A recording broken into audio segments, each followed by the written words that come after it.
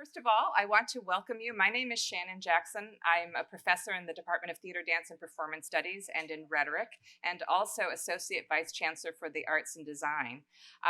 Some of you may know, some of you may not know that this course and public lecture series is sponsored and programmed by my office at the Arts and Design Initiative. And it has been a course that has many component parts, as the students in it know. It is a thematic course. It's a welcome to all of the different creative forms at UC Berkeley. It is an investigation of a singular theme. It's also an arts access program, and it also is a public lecture series. So there's a lot to keep track of and a lot of goodies with this course. It has been also the case that any type of course like this requires an incredible team in order to pull it off. And we've been grateful this semester to have Peter Glazer and Stan Lai as the luminous, hardworking professors who have brought this series and this course to you every week.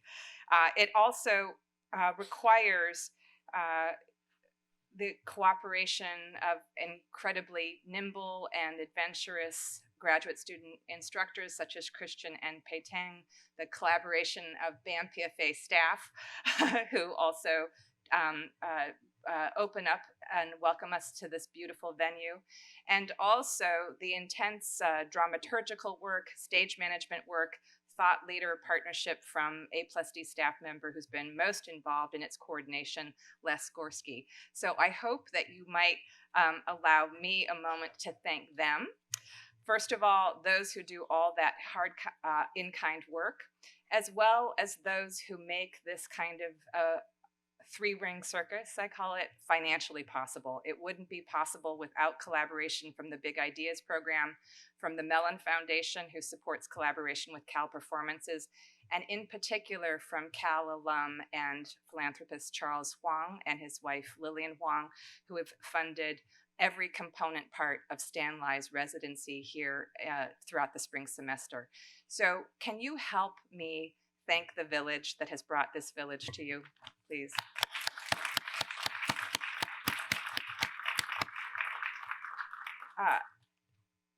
On behalf of my office and this incredible village, I also want to thank you for joining the Thursday lecture series, for being part of this course as students, and in particular for joining us today for Calcutta to California, Sowing an American Lineage of Kathak Dance with Rachna Nivas. Throughout this semester, Stan and Peter have convened you weekly here at BAM-PFA to explore concepts of creativity, migration, and transformation through the lenses of literature, visual art, performing arts, and more. Today, we'll draw on these themes by welcoming renowned dancer, choreographer, educator, entrepreneur, rainmaker, Rachna Nivas, whose own work follows and interprets a range of migration and diaspora narratives within India and South Asia, as well as across oceans and continents of the globe, right here back to our own Bay Area. Indeed, Rachna Nivas is a distinguished torchbearer of the treasured Kathak tradition. Deemed charismatic and revelatory by the San Francisco Chronicle, Rachna is a fierce performer who has toured globally and locally, performing most notably at the Getty Center, the Yerba Buena Center for the Arts, and here at Cal Performances. Rachna is a fellow Cal alum. She's also the co-founder of Leela Dance Collective and co-director of the Bay Area-based Chhandam School of Kathak, one of the world's leading institutions for 38 years in classical Indian dance, art, and culture, and is itself a node in a larger diaspora migratory pattern that travels between the Bay Area and India. Rachna's larger vision is to raise awareness through Kathak dance of the rich philosophies of the Indian subcontinent and to use dance as a tool for empowerment and social change. Her latest collaborative work, Speak, brings together leading women in Kathak and Tap to bridge Indian and African American art and heritage. That's just a little bit of her incredible biography, her own diasporic and migratory narrative through the arts. We're going to hear more about it today. And I hope that gatherings like this one help inspire all of you to think more about these themes, about these cultural practices, and in particular, to learn more about this artist. Help me welcome her to the stage, Rachna Nivas.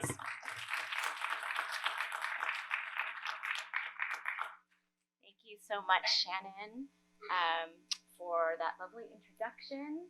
And I am so excited to be here. As Shannon mentioned, I'm a Cal alum. Go Bears. Yeah, do people not say that anymore? I said, go Bears. Thank you. You know, there's so much that I can say on this topic, but the first thing I want to tell you is that I'm not going to give, actually, this is kind of getting ahead of us. Not have that? Well, anyways, we'll leave it up there. I'm not going to be doing a PowerPoint presentation today. I'm an artist. So I'm really going to be telling stories of my journey, and I will accompany it with some photos and videos, but you won't need your notebooks. I can say that. And you don't actually need to write with anything either, because what I want you to take away from today is really just an experience of listening and imagining and hearing those stories. This is also what Shannon gets for asking an artist to come and give a talk. But as Shannon said, my name is Rachna Nivas. I am a Kathak artist, which is a classical dance from North India. And there are scriptures of this art form, and I know that many of you have also were here for a talk with Akram Khan. And how many of you, I know that some homework was given to you, and I'm not testing you at all, I really just sincerely wanted to know, so I know, what you've already read. If you actually did read, how many of you all here actually did read some of that stuff? Okay, so a few of you. All right, that's fine. What about the videos? Any more folks watch any of those videos? Okay, all right. That's fine.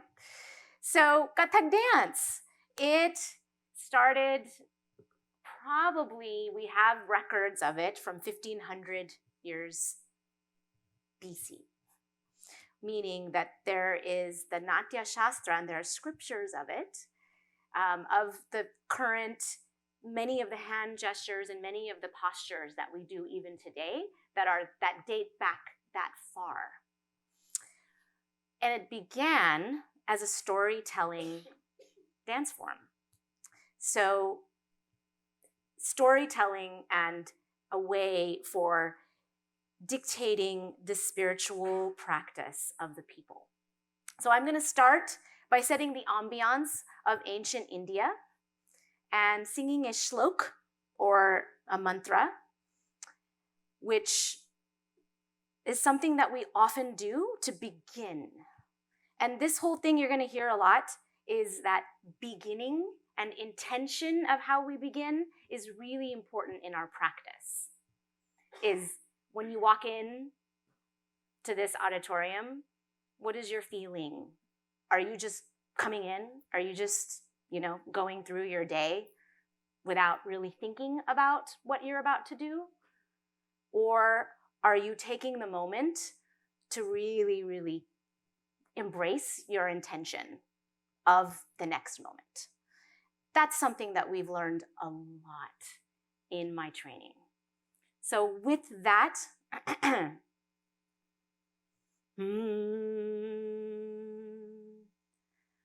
Om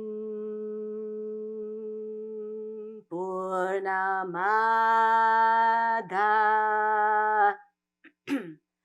Purnamidam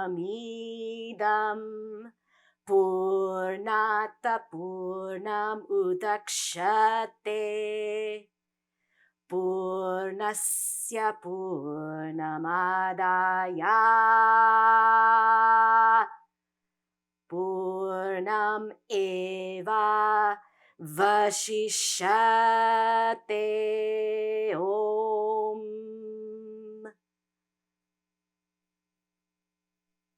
This shlok means that is full and this is full. If you take from the full, it remains full. If you put something into the full, it's still full. That's the literal translation. It can also be seen as infinity plus infinity equals infinity, or infinity minus infinity equals infinity. It is pertaining to the full and the whole. So Kathak began as the bards and the minstrels traveling from village to village telling the stories. Whatever they would recite, the rhythms, they would replicate. Now,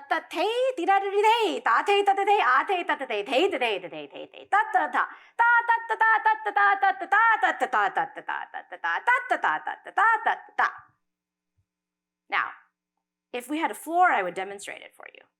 But I can't because you won't be able to hear those. I'm wearing shoes. But this is what we do with our bare feet. And we wear bells on our ankles, usually 2 to 4 pounds each. So I don't have to go to the gym. It's weight-bearing cardio exercise, and it's rhythmical. So as Kathak went through the years, it evolved along with the history of India. And I don't know how much you all know of the history of India, but one of the most important eras is the Mogul period. Does anybody know what the Mogul period is of South Asia? Some of you, few of you. So that is the time when the Persians traveled down to South Asia and actually ruled the land for almost 400 years, the entire Indian subcontinent. And it was during that time that life was very decadent. It was lush, lavish courts. And the kings took great pride in art. So if you can imagine that they would have courts of sometimes 100, 200 dancers and musicians.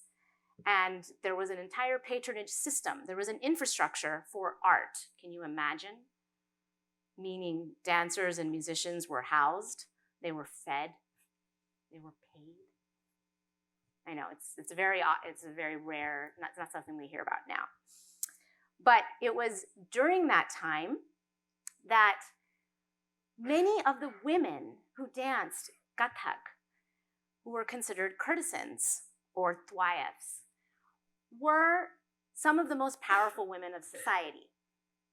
They owned property, which was unheard of. They were the ultimate authority on music, dance, etiquette. They were powerful. And that to this first photo. Yes. So this is just a photo of an unknown courtesan from that era.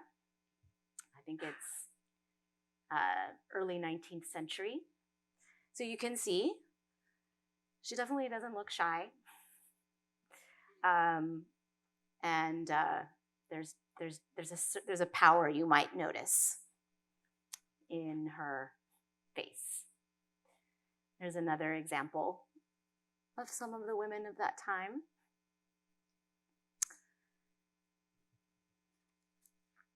And during this time, there's a lot of literature about how these women were in the highest tax bracket, and what you might read today that this was, that they were oppressed in some way is something you can have a lot of debate and question about that.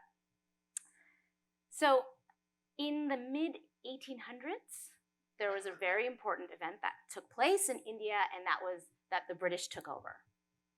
There was British ruled India for about 150 years, if not, close to 200 years. And during British takeover, many of the lineages and the artistic traditions ended up having to go underground. And the reason for that is because it was part of the strategy of the British to actually bring down the artistic traditions and cultural values of the society, because that's what was its strength. They knew that that's one of India's biggest strengths. There was, in fact, an entire movement called the anti-Nach movement. Nach means dance. And during that time, there was a systematic initiative, especially because Christian missionaries came in, to call and consider these art forms to be indecent, and to actually start saying that these women were actually glorified prostitutes. This is prostitution, it's inappropriate. And so Indians themselves were taught to start believing that their own cultural traditions were inappropriate. So much of the Western dance forms started coming into play. All of the government balls, etc. They started bringing in Western dance forms. So what happened to Kathak dance during that time? Well, it became very invisible. We lost almost, 100 years of it being in the public eye.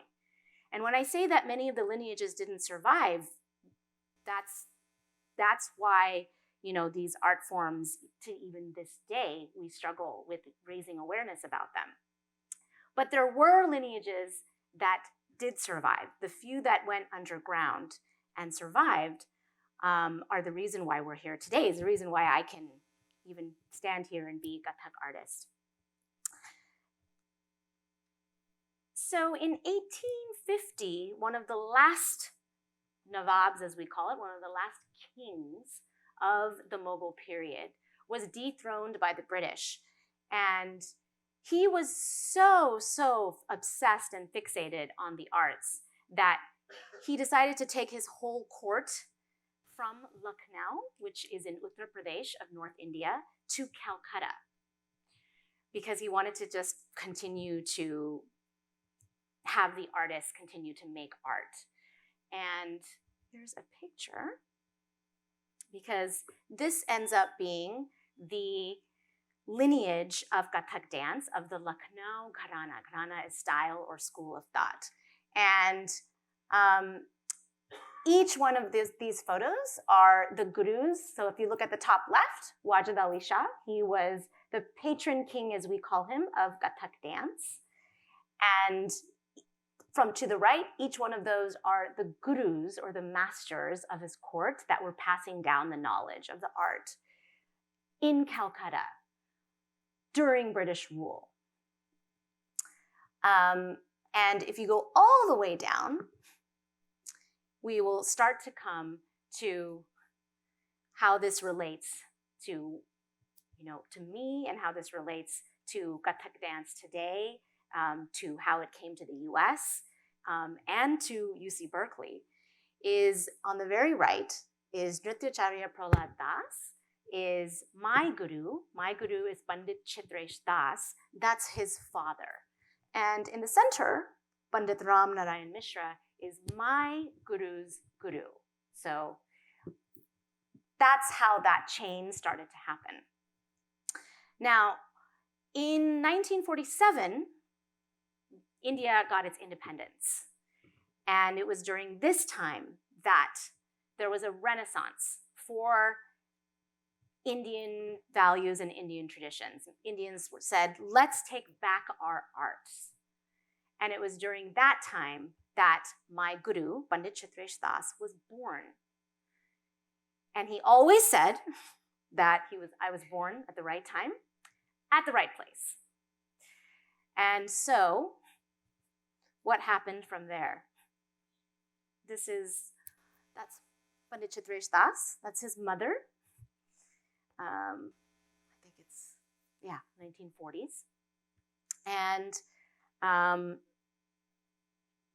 he was born into one of the oldest Indian art and dance and music schools. Both of his parents started the first Indian government-funded school. It had dance, music, and fine art.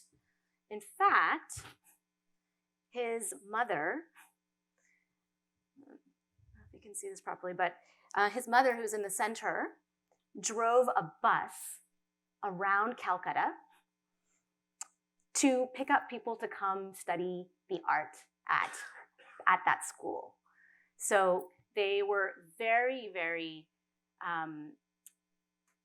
their appreciation and desire to bring the arts to an independent India was very strong. And it was during that time that the greatest masters of all Indian dance forms and music actually came to this school. It's called Nritya Bharati.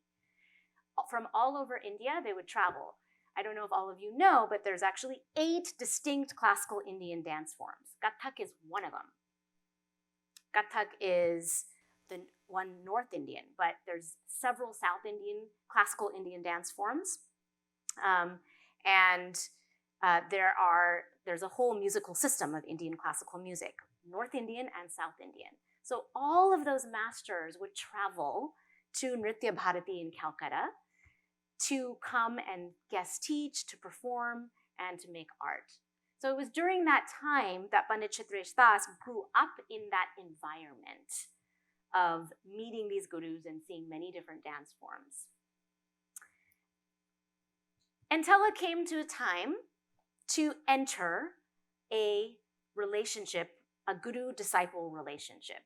Those of you that read the Discipleship in the West article should have gotten a really kind of interesting idea of this concept of guru-disciple relationship. And I don't know if Akram Khan talked about it a little bit in his talk, because this is a really important thing and that is a part of what I wanted to talk about today because it's part of my journey, which is how do we actually train in these art forms? Traditionally, all of them have been passed down orally from master to disciple in a one-to-one relationship. And that relationship, it is the developing relationship between master and disciple that makes it possible to gain the knowledge of an art form like this. So it came to be a time that he needed to select a guru. And the first thing his mother said was, okay, I'm gonna bring, this so-and-so master over and you can meet her. And he said, I don't want to study with a woman. And the story goes that she, basically beat him for a little while about that. And that was the end of that for a little while. Eventually, she decided, okay, let me see if there's another guru that we can bring to meet him. And at that time, there was a guru who actually went and taught in the what eventually became to be the prostitute quarters. Because if I had mentioned that many of the women, I don't know if I mentioned, but many of the women that went underground who previously were courtesans did end up going into prostitution because it was the only way they could survive during British rule. And that continued. So into the 1920s, 30s, and 40s, 50s as well, even through Indian independence, some of the highest art was being practiced in the cheapest prostitute quarters of Calcutta. The highest excellence of art was being practiced in those quarters. And there was a guru there who Pandit Chitresh Das's mother wanted him to study with. So she brought him over, and he was, very, very tall, very regal man. He wore 2 diamond earrings. He had a cane.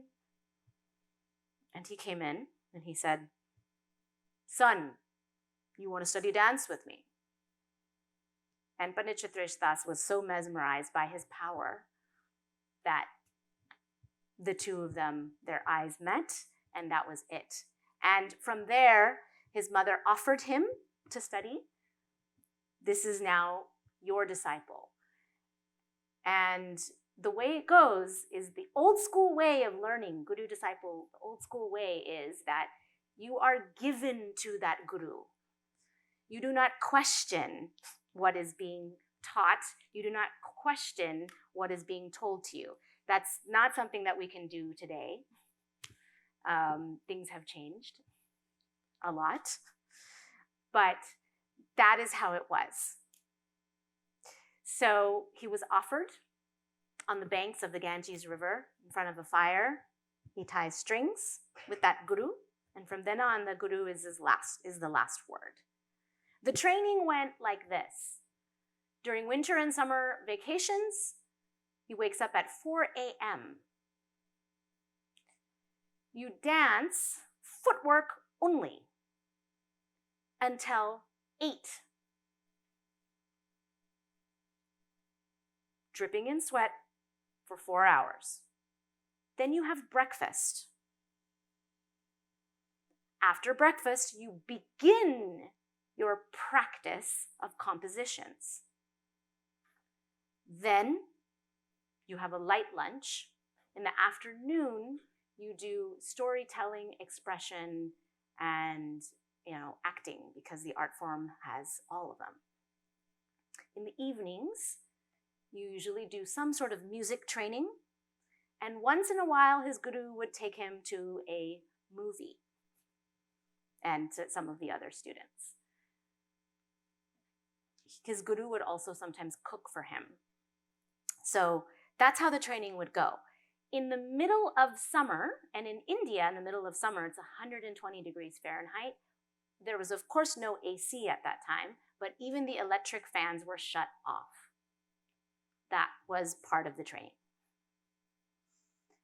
And I will say, once we get to the part about my own training, while I didn't get it that bad, I still definitely got a taste of it. To this day, when I train in India, we don't train with the AC, because that's how I was trained when I went back to India with him every year. It was the same. And the reason for that, you might be like, well, what is the point of that? Why?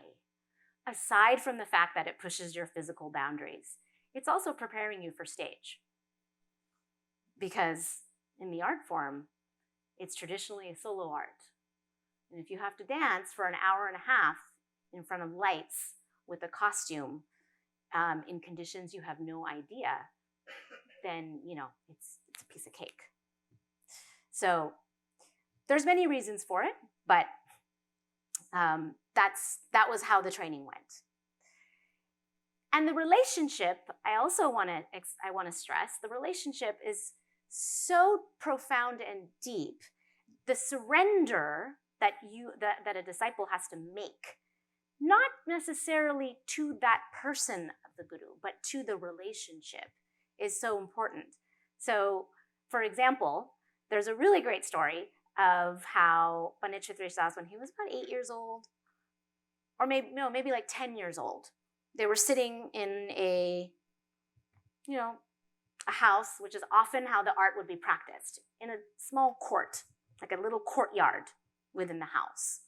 People are sitting around, there's musicians, playing, there's some dancer, and another dancer will come, and it's like this. There's an exchange. It's actually not like this, because everybody's sitting here. And it's not where everybody's just listening to me lecture. There's a lot of exchange. Somebody's dancing, he does this, someone gets up and says, "No, do that other composition." And they go, "Okay, I'm gonna do this." And there's a lot of constant feedback. It's not like ballet, where you don't clap. It's complete opposite. It's actually only because of the audience feedback that the dancer knows what to do next. And all of the old timers, meaning the older masters, are sitting there and pointing out mistakes of the younger dancers. No, do that again. That's not correct. That was the tradition. So there's one story of where he was sitting there and his guru said, "Get up." And he's, okay. Just start doing pirouettes. We call them chakkars. Pirouettes. We turn. Our training is that we should be able to turn and keep turning. It's a meditation in motion. How many times can you turn? So we train that we turn 108 times. Just like that. So he said, "Get up, start turning." There's a crowd of people sitting, and you don't question. So you just start doing it. But there was actually a sheet on the ground. And he couldn't say, "Oh, can you move this sheet for me so that I can dance so that it's more comfortable?" No, that's not what he did. He just started turning. And the sheet is going around and around and around as he's turning. And his guru is sitting like this.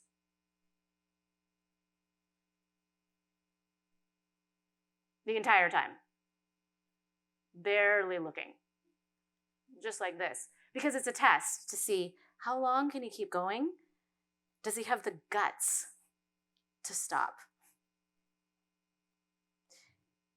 That's how it was. It's that kind of, let me push your ego, to use, the double-edged sword of ego, the good part of it, because it's your ego that's going to keep going. So these are, I have a million stories that I can tell, but that's Pandit Chitresh Das and his, similar, in the same kind of time that I'm talking about, dancing with some very renowned musicians there. This is him a little older with his guru.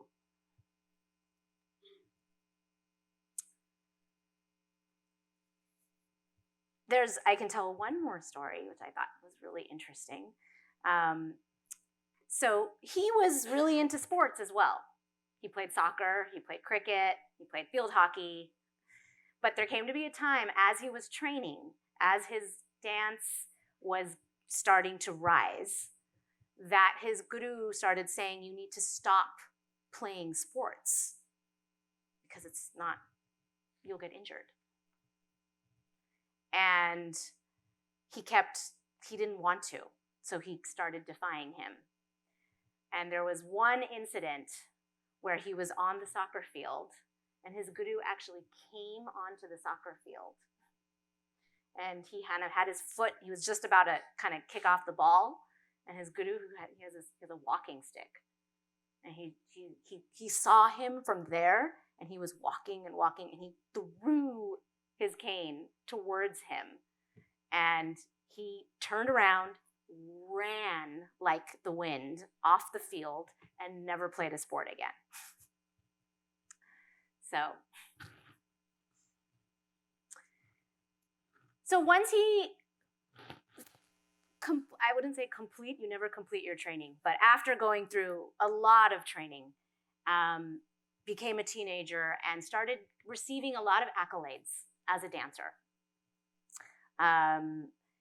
He really wanted to look for more opportunity. He was very, very interested in connecting with contemporary dancers and with Western dancers.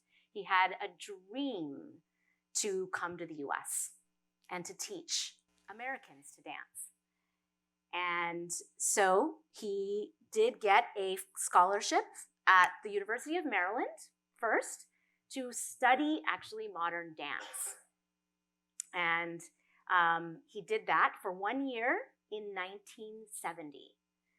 So here's a photo of him, I think this is 1971, about to do a lecture demonstration for a bunch of students at the University of Maryland. You can see it's an interesting capture because you can see that they're like, what is going on here? What is this? Who is this? There's a separation. They're sitting really far away from him. There's a curiosity, but, it's very foreign. And I want to add that at this time, the art form of Kathak dance had not been on American soil. This was his dream to bring it. And in India, everyone was very much like, how are you going to teach Kathak in America? He was very much laughed at about that dream. But he believed that it's a universal art form, that anyone could appreciate what it has to offer because it encapsulates physicality, emotionality, spirituality, everything put together. This is him, I think, producing a new work, the modern dancer there. So a year after that is where we're coming to, why is the Bay Area such an important place for Indian classical arts? And I don't know if you all know this, but the Bay Area has become a monumental place of where seeds were planted and continue to grow and flourish. So he was invited by the great Ustad Ali Akbar Khan, who's a Sarod artist, who had started a college in Berkeley. You can see, I don't know if you're familiar with this instrument. It's not a sitar. It's like a little bit of a cross between a guitar and a sitar, but and he had a college that started in 1967. And I don't know if all of you are familiar with Chi-Fi on Bancroft. Does anybody know that building? No? Well, I know that building because when I was here, we used to go to parties there all the time. So, I don't know. And this, I actually didn't even know this story. I actually learned this specific story when I was kind of preparing this talk, which is that Ali Akbar Khan, who also had a dream to, bring this music to the West, he rented the frat house in 1966 first to teach students. And so many people were interested. 40 students came that summer to learn the sarod. And then in 1967, 80 students showed up the next summer to learn the sarod. There was that much interest in it. And, that was a time, so just to give you some more context, Ali Akbar Khan, that's Ravi Shankar. So I think this is taken in the 60s as well. They were what's called Guru brothers. That means that they studied and trained under the same master, which is actually Ali Akbar Khan's father, Ustad Alauddin Khan. So his father trained both of them in India. And that guru, his training was even more insane because dance, there's still a limit to how many hours a day you can practice. Their practice, 18 hours a day. That's, if you would wonder, how do you achieve excellence? It's practice. It's pretty simple. So that was their training. So the Ali Akbar College of Music, it started right here on this campus in Berkeley. And after, I think it was the same year, or it might have been 1968, there were the protests happening. And the really, really interesting thing about this time is that my father came here in 1967, and he was studying at Berkeley. He was in a totally different field. He was in the material science field and in the Hearst mining circle. So he was busy, over there, and just down the street was the beginnings of what would eventually become my career happening. And they were making music, over there. But what happened is that during the protests, there were blockades. And you couldn't cross those blockades.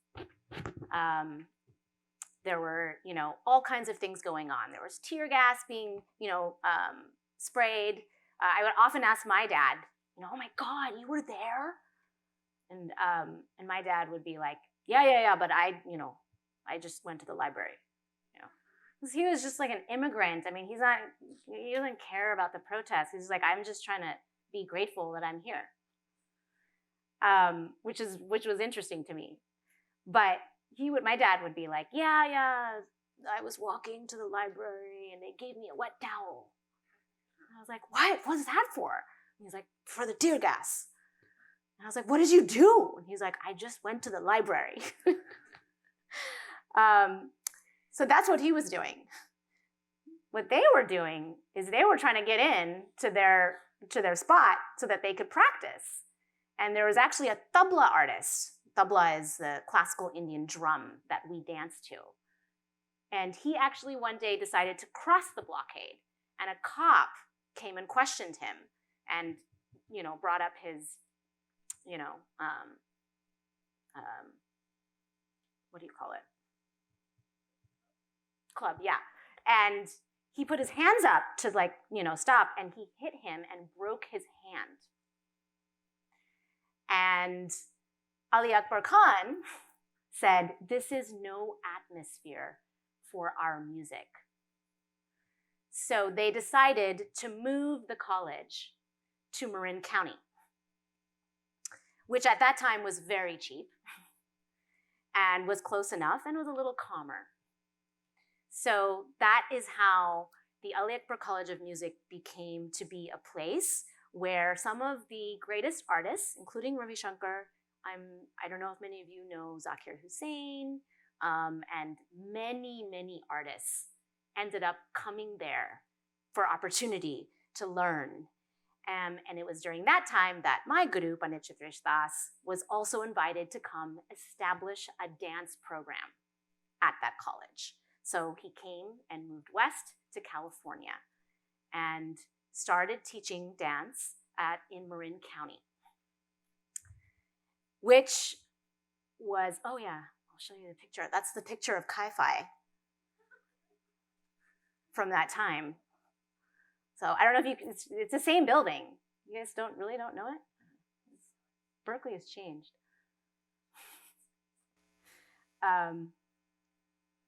This is the flower children of the early 1970s learning Kathak dance. I'm sure, I don't know if all of you are envisioning that during this time, every single student is of course white. There weren't really a lot of other folks out here. And they were learning. The few of you that read the excerpt that I had sent, what's really, really fascinating to me is that these were, their parents were hippies, or they were hippies. They were actually anti-authority. But to train in the Indian classical art system and to train in that Eastern system was all about authority, and it was all about extreme discipline. And so there was massive friction around that. In fact, I want to read, because this is a really, really great little thing that he wrote about his experience of teaching this crowd. He said, "This was the beautiful age of the flower children, the hippie generation. I was trying to reinforce an achievement-oriented discipline, the concept which at that time had lost its popularity. A path to mutual understanding was going to be rough. At times, the obstacles seemed insurmountable. They were looking toward the East for answers, but I did not fit their idealized image of an Indian guru. I would tell them to be quiet, dance hard, and show respect, just as my guru and gurus before him had told their disciples. Caught between two cultures, I had some difficulty with the informal lifestyle and egalitarian classroom banter that American students were accustomed to. Having been schooled in the old world traditions to respect and obey my teachers and elders and to assume a secondary stance in their presence, my amused bewilderment at my students' behavior never ceased. Daily they would appear with bare feet, men with long hair, women adorned with garlands of flowers in their hair, and bearing the names of Hindu goddesses and nature. My sometimes caustic objections aside, I was going through a tremendous learning process to understand the psychology of these young Americans. So that was where, he got a shock of what he was going to have to do if he really wanted to open people's minds to this art. And sure enough, despite this tension, people were flocking to come learn the art. And he created the first Kathak Dance Company in the US, an all-white Kathak Dance Company. You can see right there. This is also, I think, from the 70s. And their training was not so light. They danced 5-6 days a week. They were also studying music, and they were also, it was also brutal. The training was brutal. And he created the company and took them actually to India for an India tour, which they were welcomed and applauded, which is a very, very big deal to have Americans studying the art and receiving that kind of praise within India. You can see, I'll show you a little bit of their dance.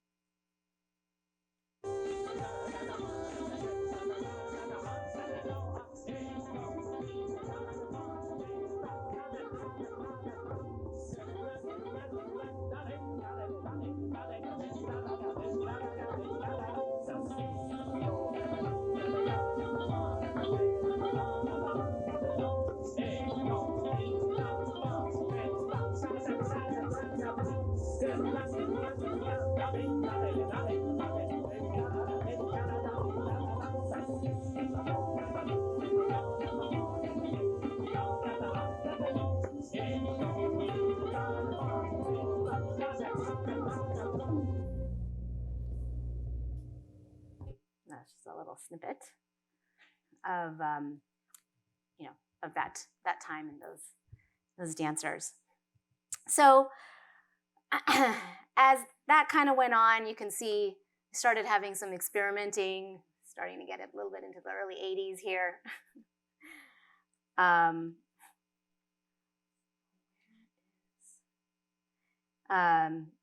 They're not wearing Indian clothes. There's, lots of, he definitely started experimenting with various projects and various productions. And he was touring solo everywhere. So here's a photo of him and Ustad Zakir Hussain. I think it was also, this is late 70s, so in San Rafael. And here's a video, short video. This is him and Zakir Ji on, Zakir Hussain on tabla. 1, 1, 3, 1, 1, 2, 4.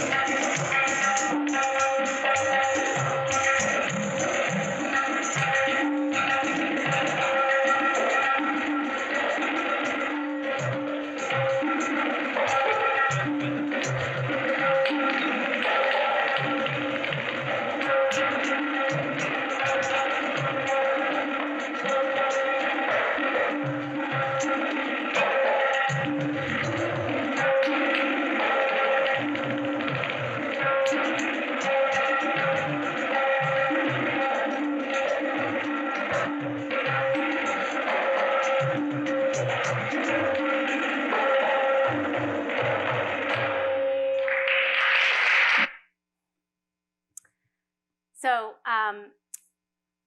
up until this point, as I mentioned, most of the students were white Americans. And as we moved into the 80s, the Indian diaspora started to explode. And one of his performances, there was an Indian woman that came up to him after a show and said, "When are you planning on coming to teach the Indians?" And he was like haunted. He talks about how haunted he was by that because, he was like living this very cushy kind of life by then in Marin, in this very kind of, as he talks about, his free love and this whole thing. And meanwhile, there are all these hardworking Indians that have been now establishing, including, my own parents and many of my own, what I was going through at that time. I grew up right here in the Bay Area in the South Bay. My parents are both engineers. And many of that entire community of folks that have been separated from these traditions. They were separated during British rule, didn't have access anymore, and came here for opportunity in the sciences. But ultimately, how was there going to be a connection, a real connection that was made? And he went and spoke with one of his friends, and his friend said, "Look, at the end of the day, who should be taking ownership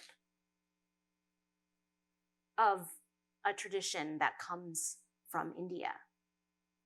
You should go to your people."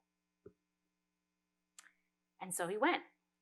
He rolled up his sleeves and started going into the suburbs and teaching, which was very hard because nobody knew who he was or cared.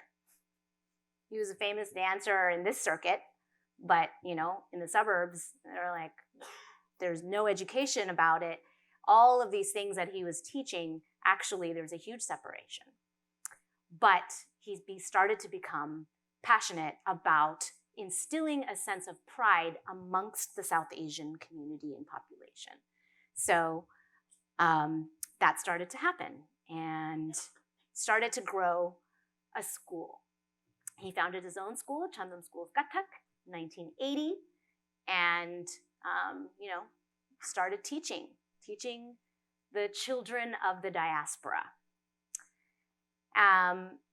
In 1998, I was here at Berkeley, and I was studying molecular environmental biology.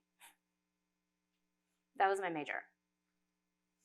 I also was doing South Asian studies as my, passion major.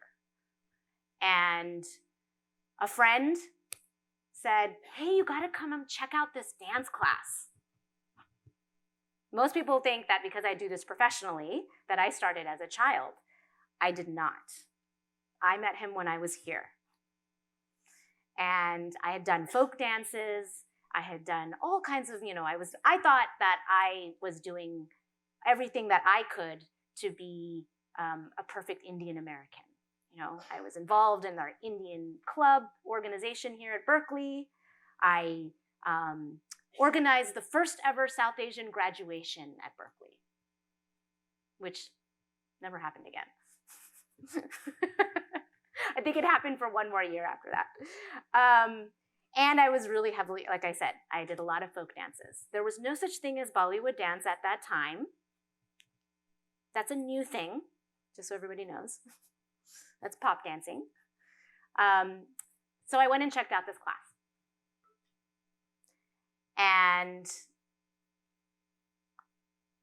I was completely blown away. My world was turned upside down because when I walked in, all I saw was about 15 white women dripping in sweat, not looking right, not looking left, the electric sounds of the bells enveloping the room. And this little man sitting in the front yelling, "Do or die!" I was like, what? I thought I came to an Indian dance class. I don't understand what this is. And he would get up and he would go up to each person and call them out on different aspects of who they are and say things like, why were you born? Figure it out. Like that, no joking. And I was like, what?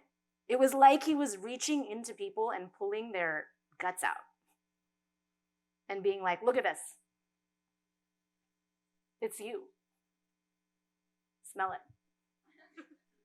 Do you want to clean it up? If you do, then hang around me. That's what it was like, being around him. So I was very, very, intrigued, and I just wanted more of it. I hadn't met really a teacher who so badly wanted students to learn and for their minds to be opened. Everything was about questioning the norm. Everything was about not thinking about what's conventional. So I started, and this is a picture of, again, comes back to Berkeley. This was my bell ceremony in '99 on Telegraph Avenue. At the work studio. We used to have classes at the work studio on Telegraph and Haste or something like that. And I was still in school. I used to walk to the class. And I started just following, studying very, very fast. When I say fast, I mean as much as I possibly could. By that time, I had a car. I was driving to whatever class he was at. I was there. I had massive FOMO at every instant, and it worked. Because my instinct was, there was an instinct. I could not articulate it at the time, but the instinct was that there is something here that is very, very special. And every moment that I could grasp of it is, every moment that I don't cease to grasp of it is, I'm letting go of something. And so I started studying 3-4 days a week. And eventually, I kind of didn't care so much about school anymore. I finished my degree, and I continued to do, I did public health, which was fine. I was very, very happy about that. But, dance was the real passion. Eventually, I started teaching. I joined the dance company, the professional dance company, Chitresh Das Dance Company, started touring with him and the company all over the world. And the company, even though, the school was now heavily South Asian based, the company was a rainbow coalition, as he called it. And, these are just some photos of our performances and training. This is me teaching. And there came to be a time when he offered me a position as the director of the institution, which was a crossroads for me to decide that now, do I want to take this on professionally? And meaning not just touring, but full-time professionally. I was doing it professionally, but to do it completely full-time. And I took that opportunity, and I guess the rest is history. That was 10 years ago that I did that, and started studying with him, very, very one-to-one, became a senior disciple,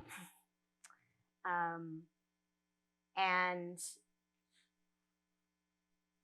was a part of building and, really building the institution to, a lot of what Shannon had said in her intro of what our vision is, for the dance form. These are just a few photos to show you how it's not always serious. It's also fun and games. And I know we're starting to run out of time, but I did have one last video. And then we can have time. Because I think it would be good for you to kind of bring it full circle to understand how this entire thing turned into a giant movement, how he went from one person wanting to teach some Americans to this entire, movement globally. Oops. Yeah.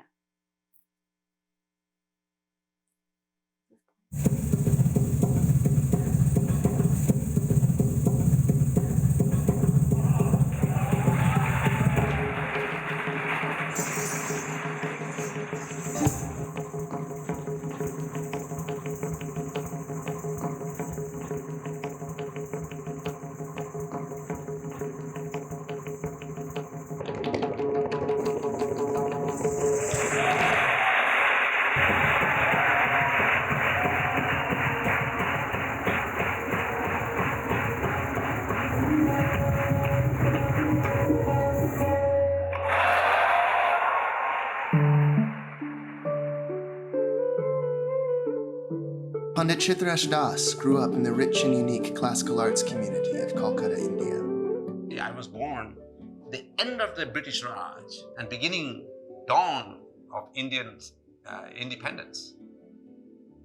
Mother-father dancers. They had a big institution in Calcutta, one of the oldest dance school, Nritya Bharati in India. My father was a man who did the revolutionary dance drama called Obudai before the independence of India. And that time, all-night concerts, 5 days in a row. I grew up with the traditional Indian classical system. So I'm a product of that.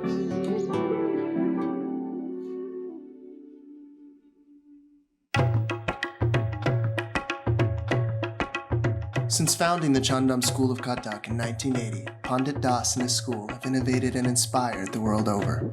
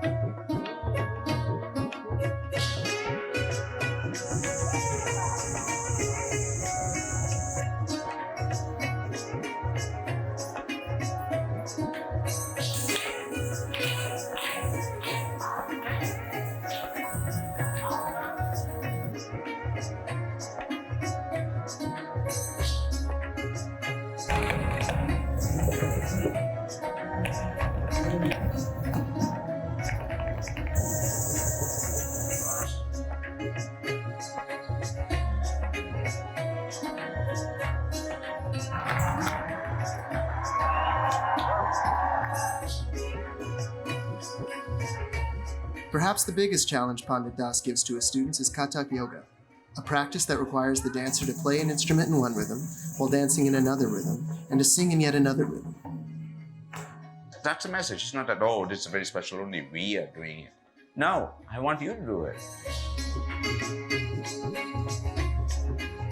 Starting in San Francisco, the school has grown with branches all over the world, from California to Boston to Canada to Tokyo, from Mumbai to Calcutta. For Pandit Das, the company members and students, Kathak is not just dance. It's his path to self-discovery and a way of life. So I'm just going to wrap up, but he passed away in 2015. And since then, I'm very, honored to be one of the torchbearers of this legacy and this lineage. Me and a few of his senior disciples, a handful of us, there are many disciples, like you can imagine over the years. And there's, different organizations also that promote these teachings and this lineage. Me and some of his disciples who were really aligned formed the Leela Dance Collective. And our vision for it is now moving forward is about women leading, because we're all women. And we wanted to form something that where, each one of us could have our own individual visions and our own individual bodies of work, but we could also do ensemble work together. And we are now in the position of training the next generation of those who are going to come up and carry it forward. Our, vision is to continue to break boundaries, to raise the profile of Kathak to that level of the ballet, to the level of the opera, and for it absolutely to be a way of opening the mind, of attuning to a higher version of ourselves, and really as a form of communion, of bringing joy to humanity. So we've now, the collective has now been around for 3 years. We've created 3 new works that we're now touring, and that's where we are. I'm not here to promote my work. I wanted to talk about the story of my journey and of Kathak. So I think we have a few minutes for questions. Thank you.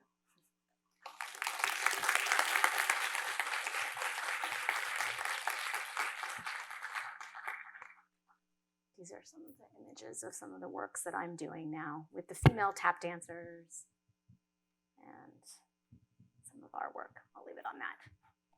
Questions?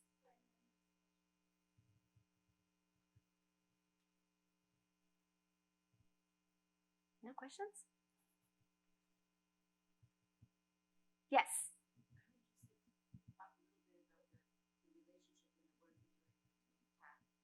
Sure. Yeah. So the relationship that work about. So that's actually something that has been going on for quite some time with us. Chitresh Das did a collaboration you saw in that video with a tap dancer from New York, Jason Samuel Smith. They met at the American Dance Festival, and it was a very odd pairing. They, one was like, at the time, a 62-year-old Indian guru. The other was a 23-year-old black hoofer from Hell's Kitchen, New York. And they literally, it was like two lost souls meeting backstage, started jamming. They just started jamming with their feet. And it was like magic what was going on. It was their camaraderie, their respect. Jason kept talking about how, Pandit Chitresh Das was like the old cats, the old hoofers, and, like the underground, the ones who are all about truth, and how much he reminded him of that. And tap has such a history of struggle, just like Kathak.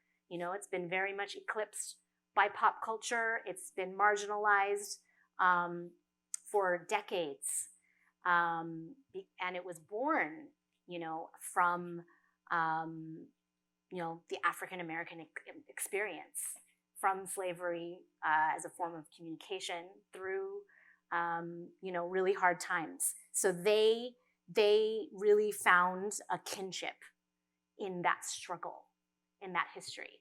And I got to have a front row seat to that had happened, and started actually touring they did a show together called India Jazz Suites, and I started touring with that show along with a few of my other dance sisters. And then I got invited to start teaching at tap festivals, teaching Kathak at tap festivals. And it started to become a coming together of two families of Kathak and tap. And so I got to meet some of the other tap dancers. And so eventually, after that show, there's a whole documentary actually on their relationship. And then we decided to do like a second chapter to it, which is that the ladies have something to say.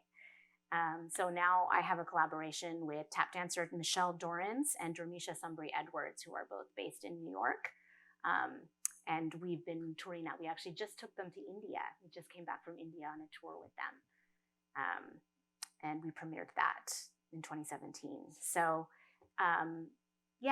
it's universal. Rhythm is universal. So that's I would say the number one tying thread between the two, but also because both forms have so much improvisation. And because there's so much improvisation, we can we have that ability to connect. But we don't call it a fusion because, I'm not putting on tap shoes and they're not putting on, the bells that we wear. We actually believe that we're the ones who are the purists and who are, staying very true to our forms while finding a way to communicate and a common ground, which can also be a metaphor of how globalization should be. You're not trying to change each other. You're not trying to dominate one another or make something homogenous. It's actually embracing the differences and finding commonality. So that's what that project is about. Other questions? Yeah. If you could, maybe the connection with flamenco as well.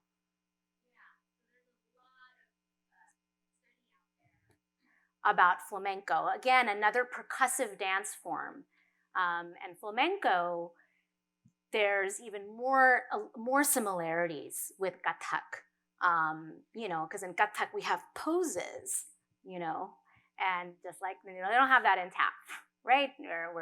And we do sudden flourishes and then come into that. And so there's a lot of research done about whether they actually came from the same source, because there is a whole gypsy trail, all the way from Spain to India of, migrants that have between those two spaces. But there hasn't been any conclusive evidence that they have, but they've certainly, there's no doubt in history that they have influenced one another. And another theory is that both cultures were heavily influenced by Arabic culture that comes from the north, because there was migration happening both directions, down, south. So that's another reason why there could be so much similarity. But they also there's also like 1, 2, 3, 4, 5, 6, 7, 8, 9, 10, 11, 12, 1, 2, 3, 4, 5, 6, 7, 8. That's flamenco. And we do that too. We do 12s all the time.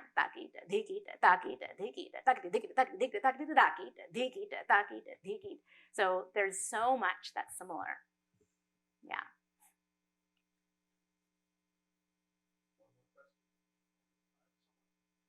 Yeah.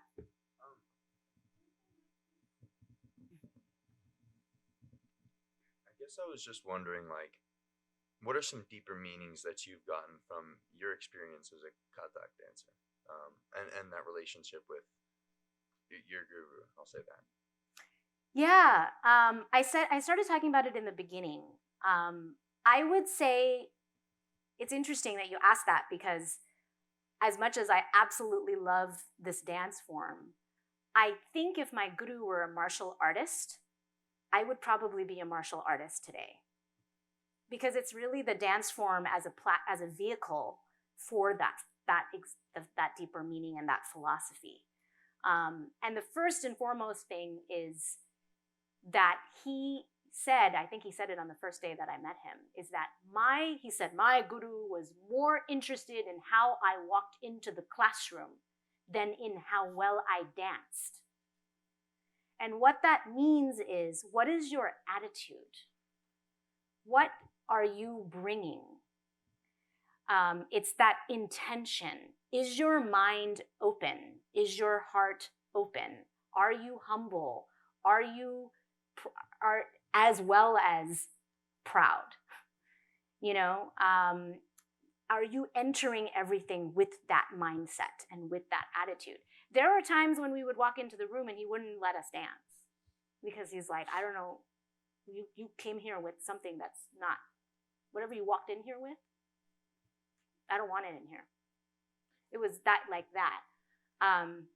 So that's why when we come together and we start with an invocation every single class, which is about gratitude and which is about centering yourself and which is about understanding that this is a way of, and I mentioned it, a way of tuning and elevating our higher self, finding that, finding your truth through blood, sweat, tears of training, through the emotionality of storytelling. You know, you have to play a villain. How do you play, you know, someone who abducts women? Which is, you know, there are that in stories, many of the stories that we depict. How do you find empathy for that particular character? All of these concepts of, you know, many of the stories that we do, right? There's love, there's jealousy, there's greed, there's, you know, duty, there's lust. So many of these things that you actually have to go very deep into what those concepts are. So those are some of the really, I would say, deep meanings behind why, to me, it's a lifelong pursuit. And pushing boundaries. You saw, you know, I don't know if you could tell it was me, but I'm playing an instrument.